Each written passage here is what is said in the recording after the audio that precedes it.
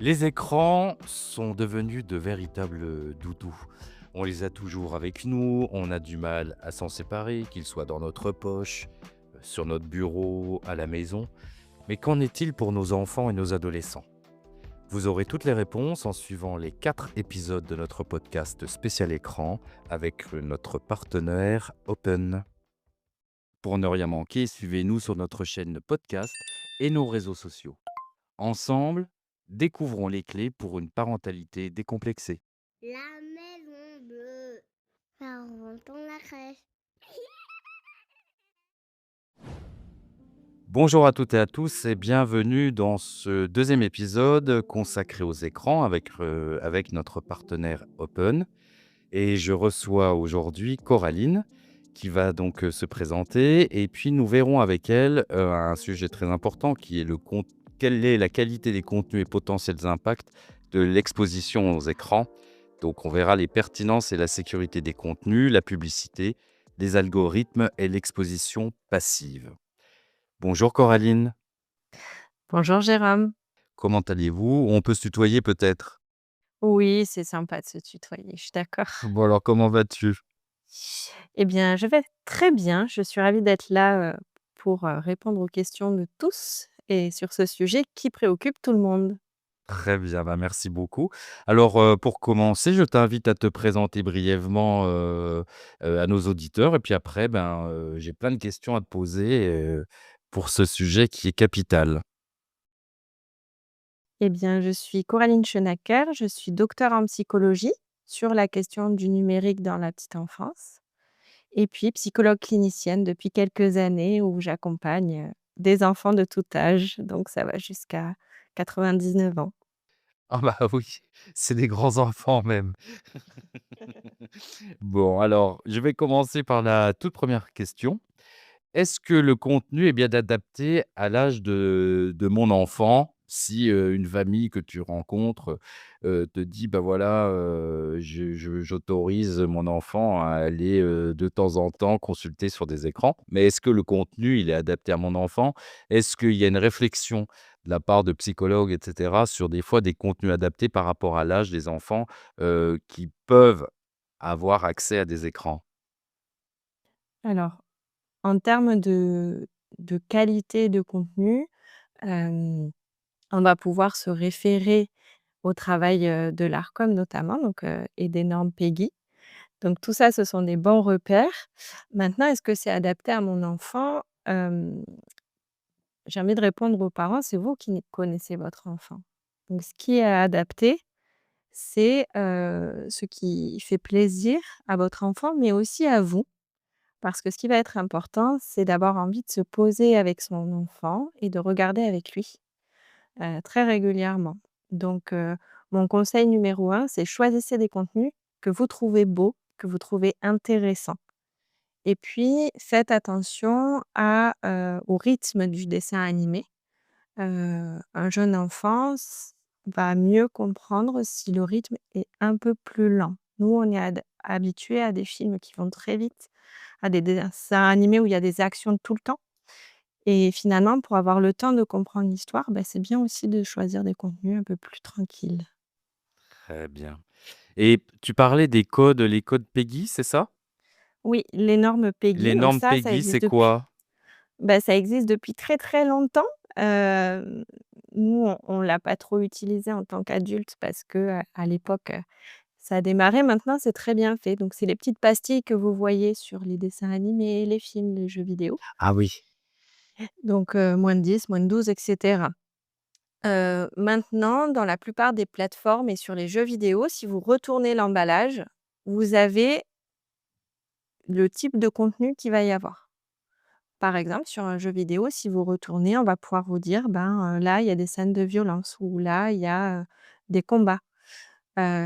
Sur la plateforme Netflix, par exemple, quand vous lancez un contenu, tout en haut à gauche, bah, il y a les différents types de contenus auxquels il faut faire attention qui s'affichent. Oui, comme, langage grossier et cetera. Exactement. D'accord, très bien. Je vois maintenant, c'est plus clair. Parce que pour nos auditeurs, c'est pas forcément, très clair, donc c'est bien de préciser cet élément. Alors, comment on peut sécuriser, leur contenu à nos enfants? Comment pratiquons-nous? Alors de 2 façons. La première, c'est de s'intéresser à ce qu'on présente à son enfant avant de lui présenter. C'est le même principe qu'un livre. Si vous allez à la médiathèque, et que votre enfant choisit un livre, bah, vous allez feuilleter avec lui le livre. Donc si votre enfant a 5 ans, vous allez pas lui présenter Harry Potter, sauf s'il est au taquet. Vous voyez? Bah, c'est un peu la même chose avec les dessins animés finalement. Il y a les dessins animés de notre enfance qu'on connaît bien, qu'on peut regarder. Et puis, si vous allez sur internet, vous avez plein de forums de parents qui s'échangent leurs trucs et leurs astuces, et les dessins animés qu'ils aiment bien. Donc ça, c'est la première chose. Alors, bah, à l'Open, on insiste beaucoup, vraiment sur l'éducation aux médias. Donc pour sécuriser les enfants, il faut dès le plus jeune âge leur donner l'habitude de discuter avec eux. C'est ça qui sécurise. C'est-à-dire je m'assois à côté de mon enfant et je lui dis: «Bah, qu'est-ce que tu as regardé? Qu'est-ce que ça t'a fait ressentir?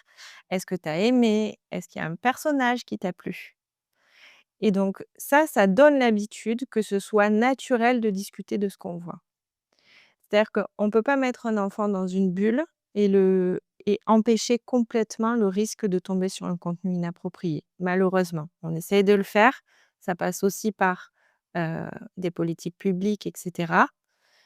Mais sécuriser, c'est être sûr que son enfant va venir parler quand il tombe sur un contenu problématique. Très bien. Et je voulais faire une remarque même si c'est pas forcément un contenu problématique, c'est par rapport à une histoire et ça peut être quelque chose qui renvoie à l'enfant une tristesse, une angoisse. Donc c'est important d'être présent avec lui et de justement partager ces moments-là en direct parce que, ben, pour éviter qu'il, fantasme sur des choses ou qu'il le rende un peu, triste ou, qu'il comprenne pas forcément pourquoi tel personnage a réagi comme ça, par exemple. Oui et ça rejoint tout à fait la toute première question. C'est-à-dire que, chaque enfant a sa sensibilité et même dans une fratrie, on peut avoir des enfants différents. Par exemple, si je fais regarder Le Roi Lion à mon aîné, peut-être qu'il va pas du tout réagir de la même façon que le cadet. Donc c'est en ce sens que c'est très important, de se dire: «Bah, c'est moi qui connais mon enfant, je connais sa sensibilité» et s'il a l'habitude de discuter avec moi de ce qu'il regarde, mais aussi de ce qu'il lit, de ce à quoi il joue, bah, ça va être pareil. Les récits les récits des dessins animés, ils peuvent être intéressants justement pour aborder des thématiques, qui préoccupent l'enfant, un peu comme les livres. Mais il faut pouvoir, en discuter avec et quand, on est sur un enfant qui a moins de 6 ans, il a vraiment besoin que les adultes, de toute façon, l'accompagnent à comprendre ses émotions, à comprendre ce qui se passe pour lui, ce qu'il ressent et ce qui le préoccupe. Quand on est sur un dessin animé, c'est un outil tellement puissant, c'est une mise en récit qui est puissante, donc il faut encore plus le faire. Très bien. Alors, comment les protéger efficacement, de contenus qui pourraient être, inappropriés justement? Bah, si vous travaillez déjà en amont et en aval, ce sera pas mal. C'est-à-dire que si vous vous êtes renseigné sur ce qu'il fait et si vous avez pris l'habitude de discuter avec lui, c'est déjà très protecteur. Après, hem, l'autre aspect, c'est pas d'écran dans la chambre de l'enfant. S'il y a bien quelque chose qu'on veut commencer à mettre en place pour faire mieux, c'est ça. Je retire les écrans de la chambre de l'enfant parce que finalement, quand je ne suis pas en présence, surtout le soir, je ne sais pas ce qu'il fait, même s'il y a un contrôle parental. Alors que si l'écran est dans la pièce commune, même s'il est en train de regarder son petit dessin animé pendant que moi, l'adulte, je fais autre chose, bah, je vais passer dans la pièce et je vais apercevoir du coin de l'œil ce qu'il fait. Donc ça, c'est aussi une mesure intéressante. Très bien. Effectivement, éviter les écrans dans les chambres, je te rejoins parce que on n'a plus, la mainmise dessus. On peut être surpris par la suite, et on peut-être même ne pas comprendre des fois certaines attitudes du fait, ben, parce que ces enfants, ils ont pu regarder, quelque chose en cachette et cetera. Donc le but, c'est pas de faire de la cachette, hein, c'est d'être dans le partage et dans le vrai et ça, c'est important de le rappeler. Une autre question, est-ce que l'exposition passive aux écrans est néfaste? J'ai une petite idée de réponse, mais bon, je te laisse, répondre toi-même. Alors, au risque de frustrer tout le monde, je vais remettre ma casquette psy et renvoyer la question. Qu'est-ce que tu appelles exposition passive? C'est-à-dire, bah, du défilement d'images, sans qu'il y ait, un échange par la suite ou même en direct avec, d'autres personnes sur, ce que l'enfant regarde, par exemple.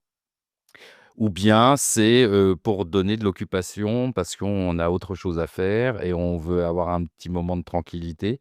Donc on peut mettre, un écran face à un enfant et peut-être qu'il n'est pas le programme qu'on a mis n'est peut-être pas forcément adapté et c'est juste, une sorte de doudou, de nounou permanente comme ça, pour donner de l'occupation et surtout, sans en parler par la suite ou partager, des émotions qui pourraient, transmettre, ce dont on a projeté, à l'enfant avec cet écran. Je me trompe ou je suis loin de la vérité? Je comprends mieux la question et en plus, je pense qu'elle est à la fois pertinente et au plus proche des préoccupations de nombreux professionnels dans les crèches. Hem, c'est la question d'une exposition qui serait comme ça en permanence pour combler un peu le manque de disponibilité et heu et le fait qu'on soit tous très, très occupés. Si on enlève l'écran et qu'on met autre chose, heu, bah, ça marche aussi. Ça reviendrait à poser la question de: «Si je mets mon enfant dans un placard parce que je suis occupée toute la journée, qu'est-ce qui va se passer?» On a la réponse. Donc l'écran, c'est un outil qui est puissant, qui peut être formidable, mais qui peut aussi être très, très délétère, sans accompagnement. On peut avoir des parents, par exemple, qui disent: «Moi, je dois faire à manger», bah, du coup, c'est le temps du dessin animé. Alors, soit vous proposez à votre enfant de faire à manger avec vous, il peut adorer, soit j'entends tout à fait votre préoccupation, votre besoin, mais prenez le temps avant de bien expliquer ce qui va se passer, de compter en nombre, vraiment pas plus, mais pour faire redescendre ce qui se passe et pour expliquer ce qu'on va faire après. Il faut que l'enfant puisse anticiper ce qui va se passer une fois qu'il a fini son dessin animé. Donc là où on parle de caractère néfaste de l'écran, c'est pas tant en termes de temporalité qu'en termes de qualité. Quand l'écran remplace tout, quand il y a rien d'autre, quand on ne parle plus à son enfant, alors déjà, peut-être que ça peut être intéressant de se faire accompagner, d'en discuter avec les professionnels de santé. Ou si on est professionnel de santé, d'aller questionner les parents avec bienveillance. Qu'est-ce qui se passe pour vous? Pourquoi c'est compliqué à la maison? Et ensuite, accompagner à réduire progressivement en prenant en compte les besoins de chacun. C'est-à-dire que l'écran, c'est pas une petite bestiole qui vient coloniser nos enfants. C'est nous aussi qui leur proposons et ça, c'est une bonne nouvelle parce que ça nous permet vraiment de redevenir acteurs et actifs. On est des adultes, donc on peut toujours faire autrement. Mais si on n'y arrive pas tout seul, si on se sent en panne d'inspiration, il faut en parler autour de soi, à des amis, à la famille, aux professionnels de santé. Merci beaucoup pour ces précisions, Coraline. On va faire une petite pause et on revient juste après ça. Envie d'un métier qui compte vraiment? À la Maison Bleue, on accompagne les tout-petits avec cœur et conviction et on cherche des pros de la petite enfance partout en France. Alors, partons pour l'aventure? Rendez-vous sur la maisonbleue.fr. Nous sommes de retour avec, Coraline après, cette petite pause. Alors, justement en parlant de pause, on va parler de pub. Donc, est-ce que, Coraline, la présence de pub est adaptée, pour un jeune public? J'allais dire pour les adultes, c'est différent, mais au moins pour les jeunes publics, quand ils consultent un contenu et que d'un seul coup, bah, il y a des pubs qui passent, notamment pour, la nourriture, facile et rapide ou bien, pour des jeux et jouets, il me semble, le plus souvent. Non et je pourrais m'arrêter là. Hem, toutefois, on est dans une société qui est comme ça. C'est-à-dire que les contenus même à destination des adultes, sont faits pour vendre quelque chose. Donc non, ça n'est pas approprié parce que justement, quand on regarde les pages de pub entre, un programme ou sur, des plateformes, hem, bah, c'est pas forcément de la pub pour, vivre en étant bien dans ses baskets et en se faisant du bien. Donc le contenu de la pub n'est pas adapté et puis, ils sont assez perméables les enfants à ça et on peut avoir, enfin moi par exemple, ça me révolte un peu de savoir que, les publicitaires, veulent déjà former mon enfant à être un petit consommateur. Alors que non, c'est juste un enfant et qu'il a besoin de grandir. Il verra ça plus tard. Donc on peut discuter avec lui et l'avertir, déjà, de l'impact de la pub. Ça, c'est pas mal parce que plus tard, quand il sera plus grand, qu'il sera sur les réseaux sociaux, qu'il aura son propre algorithme, il aura déjà quelque chose d'un discours qu'il a depuis longtemps. Maintenant, c'est pas mal de faire attention et de chercher des solutions pour l'éviter le plus possible. Alors, justement, c'est quoi ces recommandations? Comment éviter les publicités? Et surtout, tu sais, des fois, quand on veut regarder un contenu, sur, YouTube, par exemple, il y a toujours forcément une publicité. Sauf que la publicité, là, sur YouTube, c'est pas une publicité, j'allais dire enfantine. Tu peux tomber sur des contenus des fois un peu, agressifs ou violents. Donc, comment fais-tu toi? Ou comment peux-tu, nous aider sur le fait d'éviter ce genre, de désagréments, de publicités qui ne sont vraiment pas adaptées, déjà qui sont, assez, pénibles, mais en plus qui ne sont pas adaptées, à nos enfants? Alors, à chaque fois que j'utilise une plateforme, c'est un peu comme quand je me pose et je prends le temps de regarder, au moins le scénario du dessin animé. J'ai conscience que c'est une charge supplémentaire pour les parents, hein, quand je dis ça, mais c'est nécessaire. Il y a beaucoup d'outils aujourd'hui qui proposent un coup de main pour les protéger, ces enfants. Par exemple, sur YouTube, eh ben, ça prend 2 secondes, on installe YouTube Kids et on rentre l'âge de son enfant et on lui explique, en fait, on le fait avec lui et on lui explique pourquoi on le fait. On lui propose, par exemple, de choisir un petit avatar sympa, de rentrer l'âge et on lui explique pourquoi c'est important de respecter cet âge-là et en fait, il va acquérir le réflexe plus tard. Si vous avez, une Switch, par exemple, vous pouvez rentrer l'âge de l'enfant et faites attention à pouvoir vérifier, la navigation internet sur une Switch. Donc il faut connaître l'outil et pour ça, il faut s'y intéresser.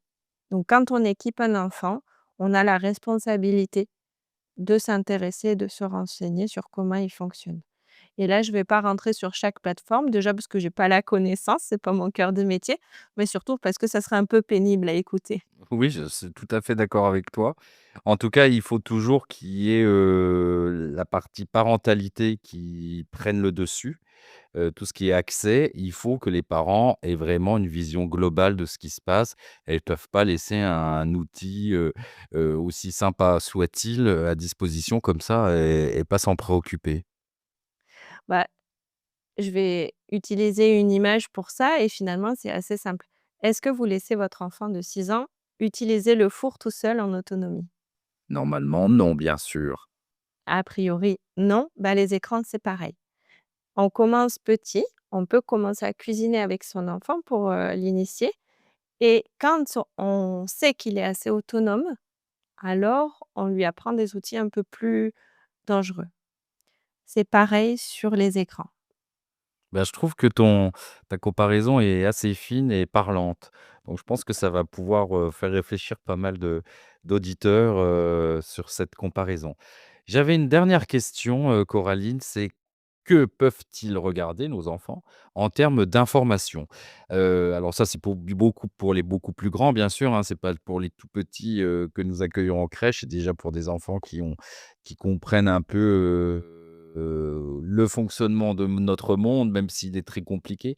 Mais comment ils peuvent avoir accès à des informations qui soient utiles pour eux et surtout adaptées et pour leur compréhension et qui puissent aussi ne pas être un peu, en marge des autres, en disant qu'ils ne sont pas au courant de quoi que ce soit. Donc comment aborder ces genres de choses au fur et à mesure de leur évolution? Je vais vous faire une réponse un peu radicale. Pour moi, ils ont pas besoin, en fait. C'est-à-dire que discutez autour de vous et demandez aux adultes qui regardent encore les informations et de quelle façon. Et surtout, écoutez la réaction, des adultes à ces informations. Le constat, il est unanime. C'est hyper anxiogène et nous, on est des adultes, donc on a pris l'habitude. Ça ne veut pas dire qu'il ne faut pas apprendre à l'enfant l'esprit critique et comment s'informer. Mais, ils vont de toute façon y être exposés. Vous allez dans la rue, ils passent devant le kiosque à journaux, ils entendent la radio quand nous on l'écoute dans la voiture, hem et ils nous entendent dans nos discussions d'adultes. Donc si j'ai vraiment envie que mon enfant s'informe, alors mon conseil, ce serait plutôt de se tourner vers la presse écrite. Il existe toujours des hebdomadaires, comme Mon Petit Quotidien, par exemple. Et en fait, en termes d'information, ça va être un peu moins lourd parce que, c'est de l'écrit, c'est posé, les images sont moins effractantes, donc c'est suffisant. On a aujourd'hui une génération d'enfants qui sont très anxieux. Quand ils viennent au cabinet ou quand je les rencontre en collège-lycée, par exemple, ils font part des préoccupations pour l'avenir. Ça en fait partie et c'est le monde dans lequel ils vivent. Mais si ils sont en plus tout le temps exposés à ce qui se passe, ça en rajoute une couche et ils deviennent encore plus anxieux. Donc je crois qu'on a le devoir de préserver un peu leur insouciance, de leur ouvrir la porte et leur dire: «Bah, si tu as entendu quelque chose, on en discute», de répondre à leurs questions. Mais c'est suffisant. On les entraîne à l'esprit critique, on les entraîne à discuter avec eux et avec nous, mais on n'a pas besoin en plus de les exposer. Donc par exemple, si on va chez mamie le dimanche et ben, on négocie pour pas mettre le JT de 13h. Très bien. Oui, je vois très bien. Bon, bah, c'est très clair. Merci beaucoup, Coraline. Avant que l'on se quitte, est-ce que tu aurais, un petit message à faire passer pour nos auditeurs, les familles, sur ce sujet? Je prends le temps de réfléchir, parce que j'en aurai beaucoup. Hem, je voudrais dire aux parents et aux professionnels de la petite enfance que s'occuper d'un enfant de 6 ans, c'est vraiment, difficile parfois. Ça peut être génial, mais ça peut être difficile et que quand on n'y arrive pas, c'est pas grave, c'est pas un échec. Il faut s'entourer, discuter. Il y a beaucoup d'injonctions qui sont mises sur les parents et sur la parentalité. Les écrans en sont une et en plus, on a une petite dimension tabou qui s'est rajoutée. On n'ose pas dire quand on le fait, quand l'enfant regarde.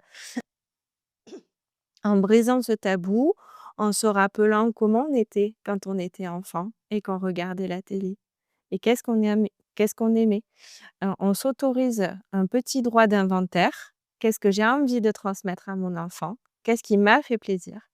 Et quand on se tourne vers le plaisir, on trouve des solutions créatives et c'est ça qui améliore le quotidien. Bah, c'est une très belle, remarque. C'est pour ça qu'en crèche, on essaye toujours de trouver plein d'activités ludiques et sympathiques, même pour les week-ends. Les familles, on leur donne des pistes pour éviter justement, bah, de se conforter dans de pratiques comme ça, d'écran, trop faciles, mais de sortir, de privilégier la relation avec la nature, par exemple. C'est un grand combat que l'on mène ici à la Maison Bleue notamment. Donc ça confirme bien, notre façon de penser. Merci beaucoup Coraline. Je voulais te remercier, pour ce temps passé ensemble, pour, tes réponses très claires, posées, même rassurantes et ça fait du bien. Donc merci pour tout ça. On aura peut-être l'occasion de pouvoir échanger de nouveau sur d'autres sujets. Merci beaucoup à notre invité du jour et merci à vous qui nous écoutez. Si cet échange vous a plu, n'hésitez pas à vous abonner, à laisser un avis et à le partager autour de vous. Pour continuer la discussion et découvrir encore plus de contenu sur la parentalité, retrouvez-nous sur nos réseaux sociaux ainsi que sur notre chaîne podcast Viens à la maison.